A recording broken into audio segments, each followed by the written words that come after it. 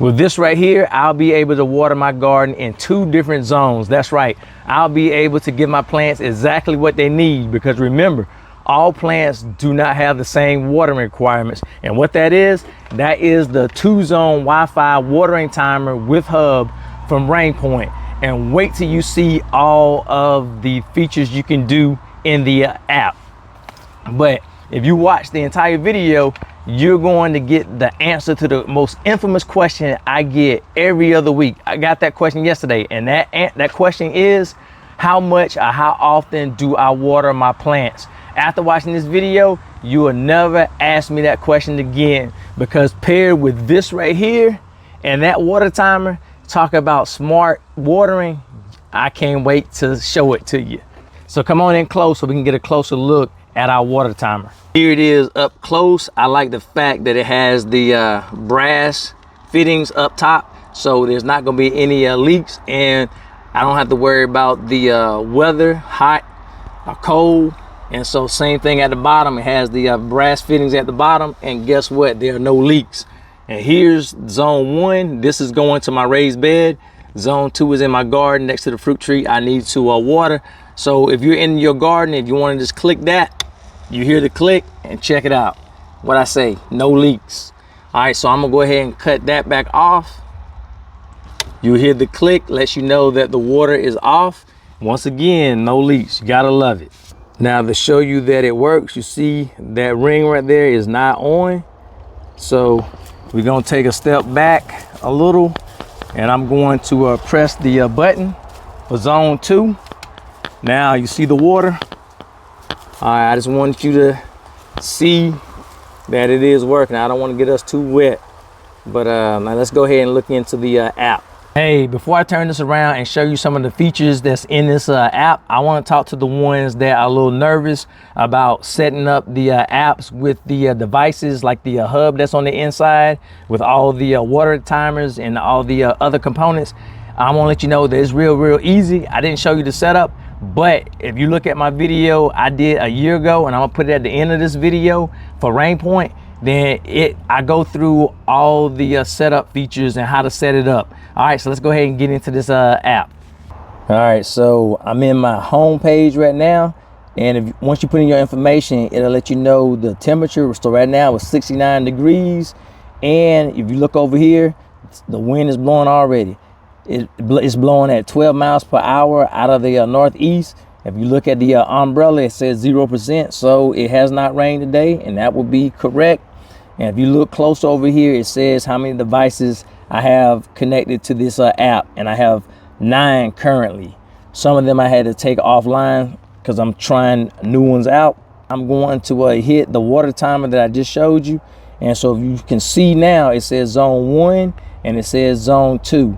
So the easiest thing, if I want to mash a button on my phone to get the water to come on, and I'm gonna hit zone 2. So now I'm gonna hit manual, make sure you can see that. Now we have 3 watering modes. We have normal irrigation, we got cycle and soak, and then we got misting irrigation. So I like the normal irrigation right here, and then I can go ahead and say, hey, if I want 1 hour, I don't want that, and I can add the time on the side for minutes. All right, so once I got 9 minutes, all I'm gonna do is hit confirm right there. And so now I heard the click, and you see the water icon comes on, and you got your timer come on. So wherever you're at, you'll know how long you got to water. And if you can see up close that the water is on, and I'm getting a little wet right there. All right, so you see it's still going. If I want to cut it off earlier, all I gotta do is hit manual, and then I gotta hit confirm stop. Once I do that, I heard the click, and if you look, I'll see if you can zoom in, you don't see any water. All right, so that is totally cool. You can use your phone right there to cut it on and off, even if you ain't around. Awesome. All right, now if you click on events, all it's going to show you is exactly what has happened. So we just cut the water on, and it let me know at 4:05 that the water came on, and it tells you how much water has been dropped, put out. and I was using it yesterday, and so it tells me the same thing as well. So it just lists all the times that your water has been on. Back out of the event is hit the arrow right there. Now you can go ahead and look at the charts, and it'll take a second for your chart to come up, but it lets you know your water usage, and then you can track your water usage just like this, and you can create a plan from how much water you have been using once you see it, the days. That's neat to have. And also you can go by the months, so you can see the times that you water the most or the least. Remember, stick with me now. I'm about to show you the answer to that infamous question. All right, before we get to that, all I did was I hit the plan, because I already put a plan in place. If you see, I already have my rain delay, so if it rains, it is going to stop. And I had it to shut off for 48 hours, because if it rained the day before, I don't need it raining again. I'm watering the area that's already been rained on. All right, so this is my plan that I created. So I'm gonna click on that, and it lets you know that I got it on repeat every 3 days. I can click the arrow to change it. You can do odd days, you can do even days. And once you put it, all you gotta do is hit confirm, but I already got it where I want it at. And then you can make your adjustments, and I can go 10 minutes like I showed you earlier. Whichever one, I'm gonna cancel that because I already have that set, and it lets me know what my start date is. And I can go and use the water usage limit right here, but I'm good with what I have. So let me go ahead and back out of that. All right, and that's how you create your plan. And so that, like I said, is fairly simple. All right, we're about to answer that question: how much or how long I should water with the smart soil moisture sensor. It's going to answer that question for us. All right, so what you have to do is you have to put that meter in here. You got to make sure you put your batteries in it. This AAA batteries, 2 of them. You're gonna stick it in here, and then I already got it connected to the hub, and I have to create a smart scene, and I'll talk to you about that in a second. But come check out and see what the number is. The range is from 1 to 30. That means it's dry and it needs some water. All right, I know I need to harvest my spinach. They're getting too big, but let's look at the soil. If you see the soil, you can tell that soil. I can look at it and tell how dry that is. So I know I need to put water on it, but let me see if I can get you to see the number. All right, that says 20%. All right, so I know I need to water it. All right, so if you look over here, it says P1, and in the system, it lets you put the soil type. They have about, I think, 5 different types of soil that you can choose from. You got clay, sandy loam, you got loam, and a few others. But let's go and see if we can look at it in the app one more time. All right, so if you look, you got the line up on the zone 1, which we just came from that raised bed. And if you look, the same percent matches, 20%. That's how it's so cool. We know it works. And so I got these connected, saying that it needs water. And so that's the icon right there that lets me know that I got it set up. So it already came on, but I had to cut it off.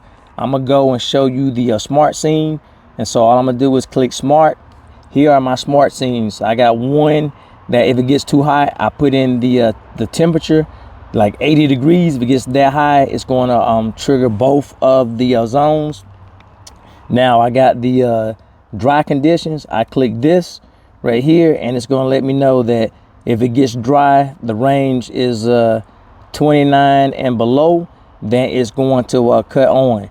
So this is effective all day. So I had the frequency, I got to change that. I'm gonna put it unlimited because that's how I got it to cut off. So I'm gonna hit save, and then I hit save again, and then we're going to wait and see if it cuts on. All right, it just cut on. So we're gonna go over and check out our water. Now I got the meter right next to the hose. Like I said, it cut on a couple different times when I didn't want it to cut on. I'm trying to talk to you about the setup. So it's slowly trickling through. When the water did cut on earlier, since the hose is right there, It did increase the water a little bit. I may need to move the sensor over some more because the rest of that is still dry. So I don't want it to cut off too early. But that's how the system is working. You can see the water dripping out of it right there. If you can see it. All right, so this is gonna answer that question. And I need to pull that too. Look at that. Oh, now you see what I'm talking about? You see these two products right here? They really work great together. Now, if you would like to try these products, I'll put a link in the description down below so you can have access to them. Now, you're probably wondering, why are you holding the championship belt? Well, let me tell you. Last year, I was in this big competition for growing the biggest watermelon. I had to go away for over a week, and the RainPoint system that I had last year helped me out greatly because I wasn't here. It still watered my plants for me. When I got back, my plants were still thriving. And that was one of the reasons, not the only one, but that was one of the big reasons why I grew the biggest watermelon.